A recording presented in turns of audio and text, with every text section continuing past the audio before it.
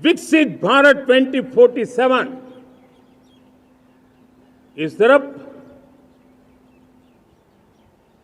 भाषण के शब्द नहीं है। इसके पीछे कठोर परिश्रम चल रहा है। देश के कोटि कोटि जनों के सुझाव लिए जा रहे हैं और हमने देशवासियों से सुझाव मांगे और मुझे प्रसन्नता है कि मेरे देश के करोड़ों नागरिकों ने विकसित भारत 2047 के लिए अनगिनत सुझाव दिए हैं। हर देशवासी का सपना उसमें प्रतिबिंबित हो रहा है। हर देशवासी का संकल्प उसमें झलकता है। युवा हो, बुजुर्ग हो, गांव के लोग हो, शहर के लोग हो, किसान हो, कामदार हो, दलित हो, आदिवासी हो, पहाड़ों में रहने वाले लोग, शहरों में रहने वाले लोग हैं।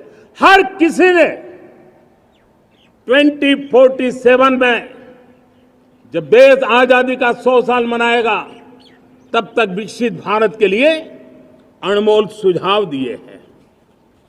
और मैं जब इन सुझावों को देखता था मेरा मन प्रसन्न हो रहा था। उन्होंने क्या लिखा? कुछ लोगों ने कहा कि दुनिया का स्किल कैपिटल बनाने का सुझाव हमारे सामने रखा। 2047 विकसित भारत के लिए कुछ लोगों ने भारत को मैन्युफैक्चरिंग का ग्लोबल हब बनाने का सुझाव दिया। कुछ लोगों ने भारत की हमारी यूनिवर्सिटीज ग्लोबल बने इसके लिए सुझाव दिया। कुछ लोगों ने यह भी कहा कि क्या आजादी के इतने सालों के बाद हमारा मीडिया ग्लोबल नहीं होना चाहिए। कुछ लोगों ने यह भी कहा कि हमारा स्किल्ड युवा विश्व की पहली पसंद बनना चाहिए। कुछ लोगों ने सुझाव दिया भारत को जल्द से जल्द जीवन के हर क्षेत्र में आत्मनिर्भर बनना चाहिए। कई लोगों ने सुझाव दिया कि हमारे किसान जो मोटा अनाज पैदा करते हैं, जिसको हम श्री अन्न कहते हैं, उस सुपर फूड को दुनिया के हर डाइनिंग टेबल पर पहुंचाना है। हमें विश्व के पोषण को भी बल देना है और भारत के छोटे किसानों को भी मजबूती देनी है। कई लोगों ने सुझाव दिया कि देश में स्थानीय स्वराज की संस्थाओं से लेकर के अनेक इकाइयां हैं, उन सब में गवर्नेंस के रिफॉर्म की बहुत जरूरत है। कई लोगों ने लिखा कि न्याय के अंदर जो विलंब हो रहा है उसके प्रति चिंता जाहिर की और यह भी कहा कि हमारे देश में न्याय व्यवस्था में रिफॉर्म की बहुत बड़ी जरूरत है।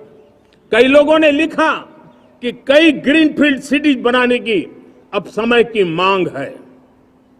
किसी ने बढ़ती हुई प्राकृतिक आपदाओं के बीच शासन प्रशासन में कैपेसिटी बिल्डिंग के लिए एक अभियान चलाने का सुझाव दिया। बहुत सारे लोगों ने यह सपना भी देखा है कि अंतरिक्ष में भारत का स्पेस स्टेशन जल्द से जल्द बनना चाहिए।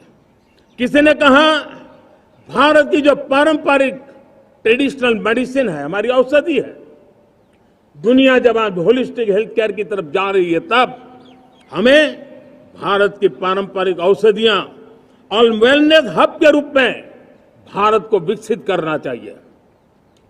कोई कहते हैं कि अब देर नहीं होनी चाहिए, भारत जल्द से जल्द दुनिया की तीसरी सबसे बड़ी इकोनॉमी बनना चाहिए। साथियों, मैं इसलिए पढ़ रहा था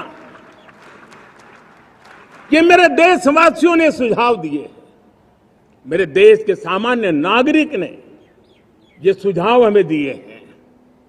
मैं समझता हूं जब देशवासियों की इतनी विशाल सोच हो, देशवासियों के इतने बड़े सपने हो, देशवासियों की इन बातों में जब संकल्प झलकते हो तब हमारे भीतर एक नया संकल्प दृढ़ बन जाता है, हमारे मन में आत्मविश्वास नई ऊंचाई पर पहुंच जाता है। और साथियों, देशवासियों का ये भरोसा सिर्फ कोई इंटेलेक्चुअल डिबेट नहीं है, ये भरोसा अनुभव से निकला हुआ है। ये विश्वास लंबे कालखंड के परिश्रम की पैदावार है और इसलिए देश का सामान्य मानव याद करता है जब लाल किले से कहा जाता है कि हिंदुस्तान के 18,000 गांवों में समय सीमा में बिजली पहुंचाएंगे और वो काम हो जाता है, तब भरोसा मजबूत हो जाता है। जब ये तय होता है कि आजादी के इतने सालों के बाद भी 2.5 करोड़ परिवार ऐसे हैं जहां बिजली नहीं है, वो अंधेरे में जिंदगी गुजारते हैं, 2.5 करोड़ घरों में बिजली पहुंच जाती है, तब सामान्य मानवीय का भरोसा बढ़ जाता है।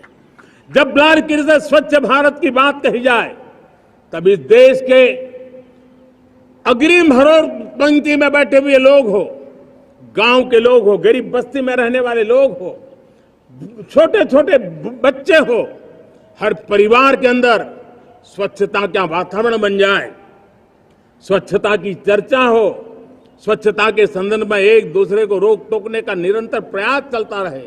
मैं समझता हूं कि ये भारत के अंदर आई हुई नई चेतना का प्रतिबिंब है।